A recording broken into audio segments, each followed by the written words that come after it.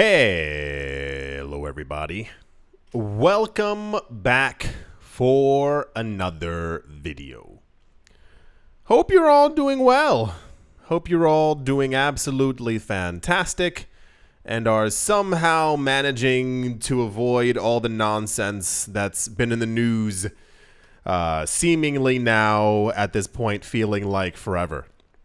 Don't forget to follow me on social media. There are links in the description below. Without any further ado, let's jump right into it. I know things are weird. I know. I've been here for a while, and that's also not the first time I've said those words in the last couple of months. As always, in Twilight Zone-y kind of fashion, the optimism within the cryptocurrency space is sky high.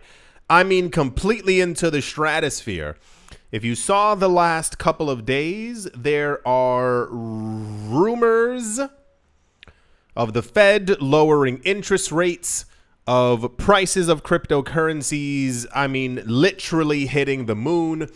We are still, if you follow me on Twitter, we're still getting analysts seemingly every other day talking, and this isn't a joke. I don't know how all these people have the same exact charts, how they have the same exact metrics, if we are living on the same planet. But their charts are all showing Ethereum by the time we get to the middle of July, hitting $4,000 a coin. There are still calls for a $130,000, $150,000 Bitcoin within weeks. Michael Saylor recently said that crypto winter is over and that prices are only forever going to go up from this point, which kind of makes sense. But then also you kind of look around and you're like, oh, I don't know if that's going to be entirely true. And a number of companies are still throwing themselves directly at the cryptocurrency market, trying to get in on this wave of non-stop buying. Yes, my friends, we have yet another new company who has announced their foray into crypto. The weirdest part, if we're being honest here, the weirdest part of all of this has been, I believe, so I saw somewhere, I don't know if the number is true, but I saw some website saying that there are currently 140 plus companies who are buying Bitcoin, who are in Bitcoin, who have a Bitcoin treasury, who have Bitcoin in some form or fashion. I'm talking about like Tesla and all these other things that we heard about years ago who no longer enter the news, as most of our news now is mainly enter new company name, just bought a huge amount of Bitcoin, like daily, like literally every single day. It said 140 companies own Bitcoin or buying Bitcoin, shifting into Bitcoin. All these gold companies, if you missed those, gold and silver companies who've been announcing that they're selling off some of their gold to buy Bitcoin. All their future profits will be used to buy Bitcoin, that sort of thing. The weirdest part of all of this has been the days when Bitcoin has gone down in price regardless of these actual purchases. So today we have a company called Sequans Communications, Sequans, Sequans Communications, a developer of IoT, Internet of Things, semiconductors and modules. Remember IoT when that was everywhere? IoT birthed the coin called IOTA. The idea was that coin would be integrated into everything. Your toaster, your television, your fridge. Sounds like I'm joking. Nope. The idea was everything would be connected. Everything would be, I mean, literally every single thing would be connected, and you'd be able to order milk when your car said it was tired, or this is what they were telling us before. This company has disclosed plans for a $384 million capital raise to fund their strategic Bitcoin treasury. Yeah. So my question now is, when does Bitcoin go to $300,000? When does Bitcoin hit $500,000? We can't logically, mathematically, especially with all the news we've been getting about how little Bitcoin there is on exchanges, we can't keep getting news like this and Bitcoin just isn't at $500,000 at this point. Every single company, years ago, these companies said we're raising 5 million, 14 million. We are now consistently in the hundreds of millions of US dollars. The move comes as more companies are putting their chips on Bitcoin. Understatement. And using the world's largest cryptocurrency as a reserve asset. We know what's going on, but I want to know what's really going on. Why are all these companies, listen, as influential as Michael Saylor might be, I don't feel like you can get around 35 companies announcing that they're going to buy Bitcoin from this man just standing on stage when he was standing on stages about 2-3 years ago as well. I feel like this is real. I feel like there's some kind of a literal collapse coming. And I mean like oh my gosh, like everyone's clutching their pearls as it happens, but like something instantaneous, something near like you wake up and you see the US dollar's value is like 1 cent compared to what it was like the day before. Like there's no logical way. Like we've been in crypto for so long that and it just sounds cheesy, like we understand like the power of it, or we can grasp what it's for.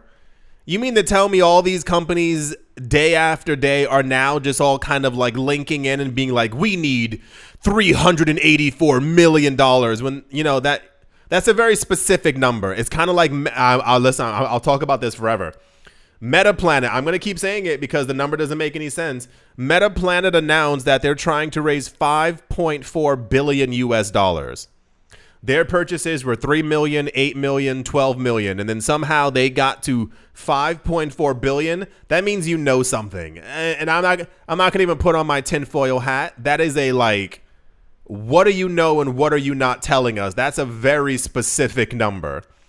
According to the company, they plan to issue and sell approximately 195 million in equity and 189 million in convertible debentures, which can later be converted into shares for the endeavor. Sequans is partnering with Swan Bitcoin, a Bitcoin treasury management provider. They said, and I quote, "Our Bitcoin treasury strategy reflects our strong conviction in a Bitcoin as a premier asset and a compelling long-term investment." This was said by George Karam, CEO of Sequans, in a statement. I have questions. Where did you come from? Conviction in what? Where in the world were you 4, 5, 6 years ago? What's up with these companies announcing out of, like, think about it. How long have you been in crypto? How long have we been here? How long have I had this channel? The last 60 days did it for people? That's what caused them to have strong conviction in Bitcoin, to think that Bitcoin is going to be the leader and going to be it's coming out of nowhere. Not that I'm knocking it, which I am, because I wish I wish normal people were buying collectively $400 million worth of Bitcoin and getting richer if Bitcoin's price does go to $1 million in the next year and a half, as all these people keep saying. But yes, another new company has entered the pool, has joined the fray, has announced they're going to be buying large amounts of Bitcoin. I assume we're going to be hearing about them in some form or capacity in the very near future, because that's what seems to be happening, as when they actually do this. We heard from another company. What was the other one? They're trying to raise, I think yesterday, they're trying to raise $1 billion to buy Bitcoin. And they said it'll happen sometime over the course of the second half of this year. So, you know, knock, knock, we're already there. Let's see when it does actually take place. Interesting. So, you know how numbers work, right? If there's only so much of something and they keep buying so much of that something, at some point that something has to disappear. So let's see if that happens and we actually make it to a $300,000, $500,000 Bitcoin, like all the analysts keep saying. That's the Sequan Communications news. And yeah, let's move on. All right, so bam, boom. We made it. It's here. I didn't think it would be this fast. I'm excited that it's this fast, but I just didn't think that it would actually. I didn't think that it would happen this quick, and I am waiting to see what comes of this. I said December, so just throwing that out there. The cryptocurrency exchange Kraken has announced that they may enable native Bitcoin staking with something called Babylon integration. So that's the first part. The second part, and this is the doozy, the yield on it, the APY, is only 1%. Try to stay with me on this one because I know that it you know. So, backing it up, we were talking about Bitcoin staking at the beginning of this year. There were, I believe, 3 or 4 proposals put forth. I believe 2 were on chain. One was the Cardano one, and one was a layered 2 solution. Basically, all encompassing the idea of you being able to take your Bitcoin, put it somewhere into a DeFi something across whatever, and basically receive a return for it. This came seemingly after we heard last summer Michael Saylor. I almost said Michael Saylor. I don't know why. Michael Saylor announcing that Bitcoin was boring and that Bitcoin needed to do something and that Bitcoin should have a staking mechanism, and alas, here we are. It looks like one of the proposals has gone through, Babylon or something along those lines, and this is what I believe is going to be the cornerstone of the actual future for holding Bitcoin. I will once again take one step back and say, I think 1% is crazy. I could have seen a 2.2, a 2.5, a 3% kind of thing, but alas, here we are.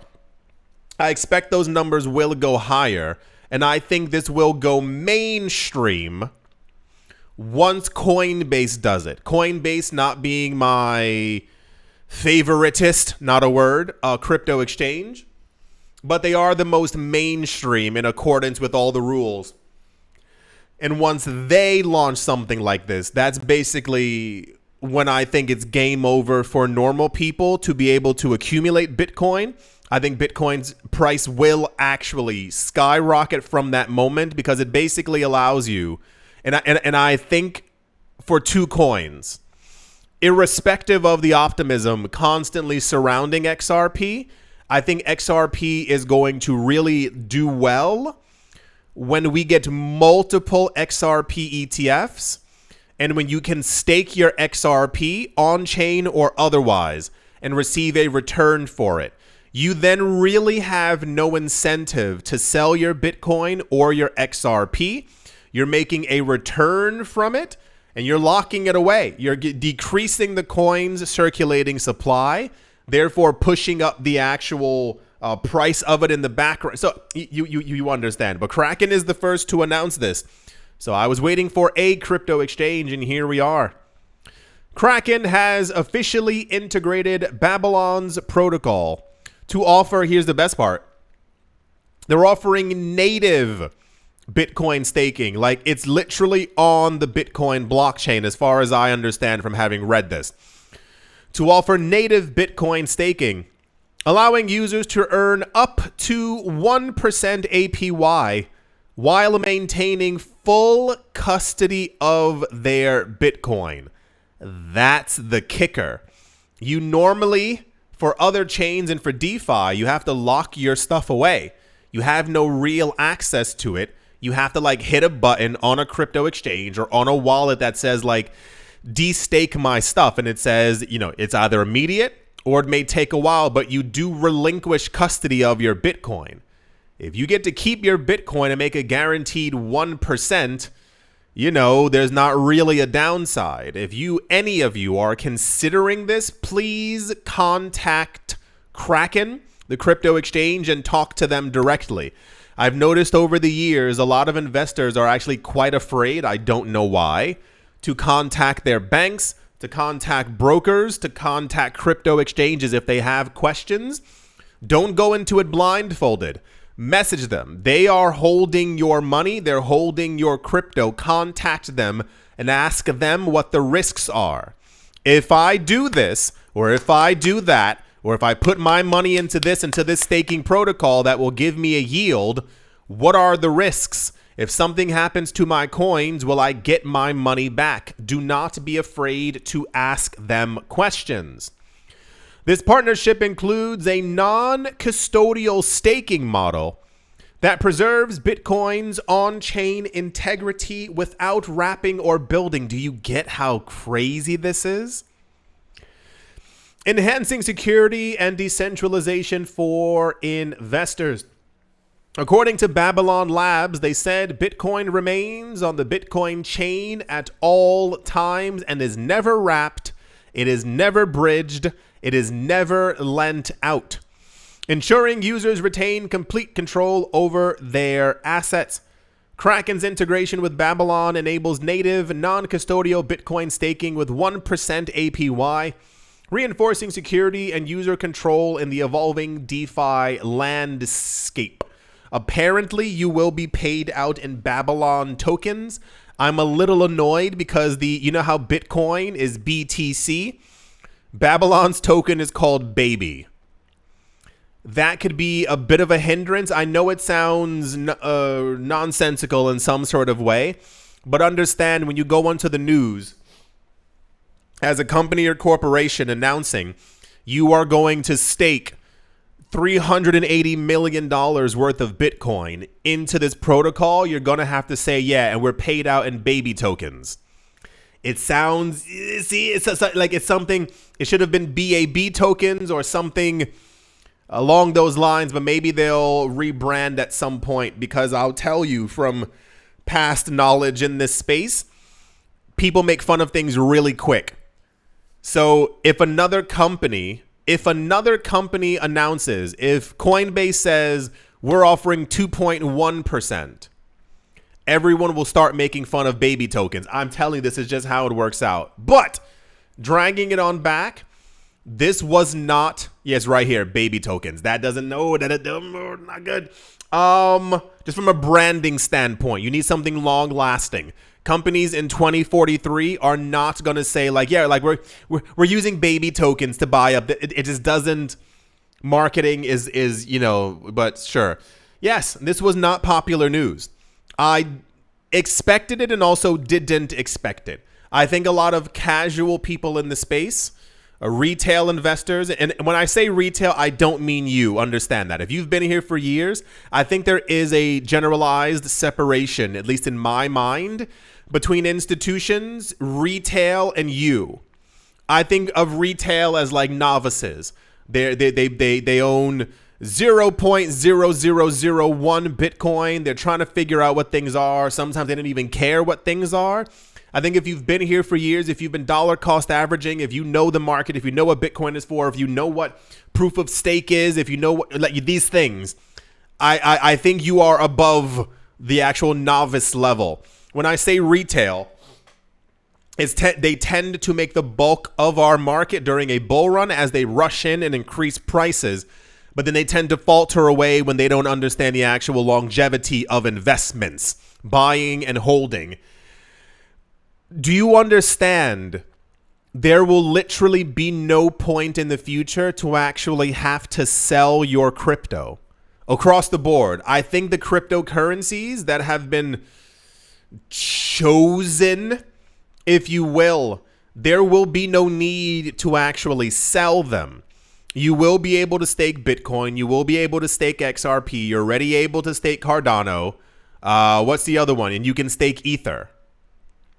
So I think we're going to, and what I think we've been seeing is the accumulation of these coins into like strong hands, strong wallets. I hate the term diamond hands, but it's kind of what it is. So I'm waiting for another crypto exchange to say this, because this solidifies that like Bitcoin is forever then a buy and hold strategy. Like forever, like it is, you know, written on the chain then. Yeah, this did not make popular news. So we'll see what happens when the other crypto exchanges announce this.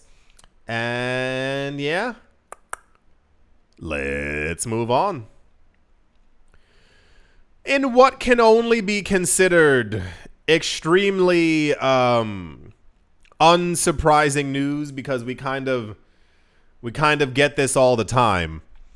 The world's largest corporate Bitcoin holder, you know who they are, is announcing a new stock offering worth hundreds of millions of dollars as a means of accumulating more of Bitcoin. Yeah, you know, this happens every week. In a new press release, MicroStrategy announced the stock offering of 11.76 million shares of its 10% Series A Perpetual Stride Preferred Stock STRD stock, for $85 per share.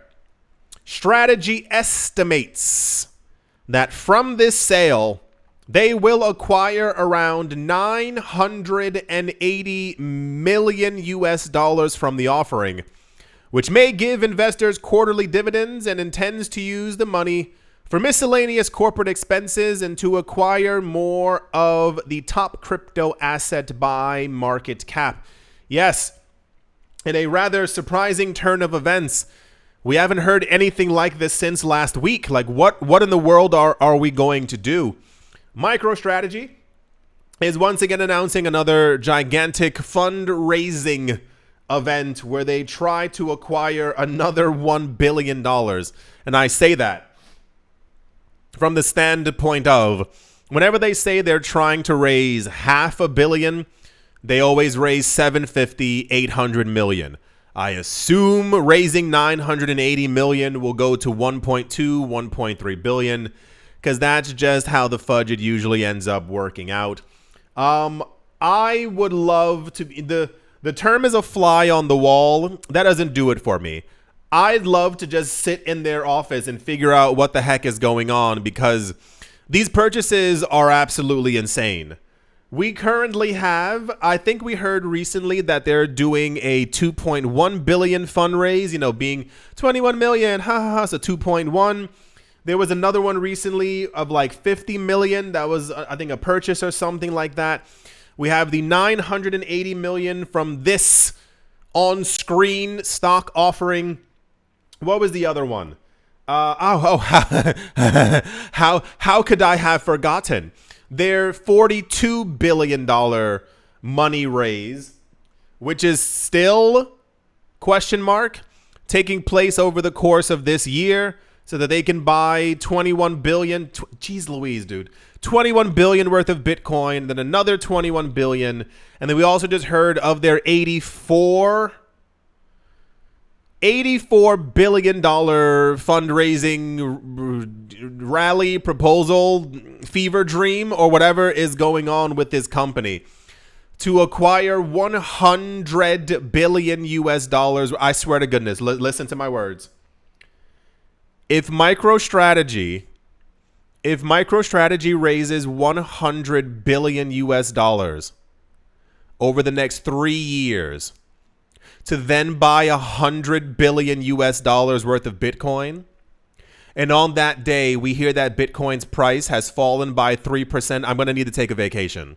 I'm going to need I'm going to have to sit on a beach and just contemplate life for a very long time. We went over this a couple of days ago. All these companies keep announcing that they're buying hundreds of millions and billions of dollars worth of Bitcoin. And we have had days where the price went down. Please explain it to me like I was just born onto this earth, because I'm sincerely not getting it. I understand buying over the counter, but gosh darn it, there's a literal limit. There's a literal limit to how little Bitcoin there is left on OTC markets. And it doesn't seem to be doing too much. Preferred stock offerings, which offer investors higher and more consistent returns as well as stability, are ways for companies to raise funds without weakening their voting rights. Last month, Saylor announced that Strategy doubled the amount of capital it wants to accumulate to purchase more Bitcoin from 42 billion to 84 billion US dollars. I'm telling you, please, just for the love of goodness, just can we have a little bit of reality? I will ask for nothing more. I'm asking by August, September. Can we please have a $200,000 Bitcoin so that the world seems a little bit normal? That everything just seems like it's kind of falling into place? Because what's happening now is that the news is kind of intertwining. We're getting, except for the days where we're getting a lot of like Fed news stuff, we're constantly getting like, hey, new company has announced they're buying Bitcoin. Oh, are they buying a Bitcoin? No, they're buying $380 million worth of it. Oh, that's a normal number. And then on that same day, we're getting some kind of MetaPlanet or MicroStrategy. What's the other company? Is it Semler Scientific? Semler is also popping up a little bit more. So, it's one thing for my brain to hear that a handful of companies are purchasing $100 billion worth of Bitcoin. Like that already, like my brain is just, completely out of the equation. But then to also have these companies announcing again, the last 80 billion that we bought wasn't enough. And then being like, we're raising another 980 million and $84 billion. I just want the market to actually reflect reality. I think it would help everyone, like mentally and economically, if we saw that these purchases actually had an effect. Last point. I read something online, and they were, I think maybe from Michael Saylor, I don't remember. And it was talking about like the Bitcoin supply shock. And I sat there and I was like, yeah, the shock is happening.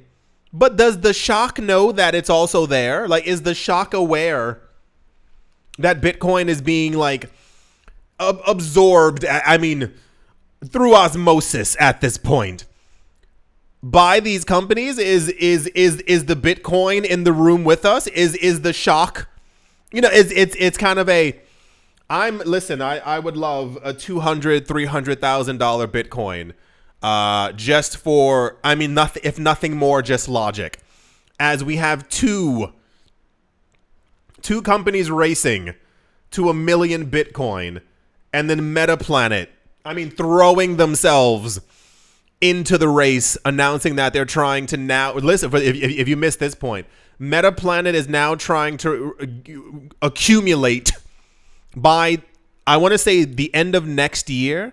They want 210,000 Bitcoin. Well, methinks that's going to do it for this video. I do hope that you've all enjoyed. I do hope that you all are having a great day, morning, afternoon, evening, wherever you are, wherever you might be. I do hope that it is absolutely fantastic. Thank you all once again for watching, listening, liking, commenting, and supporting, and I will most certainly be talking to you all soon. See you.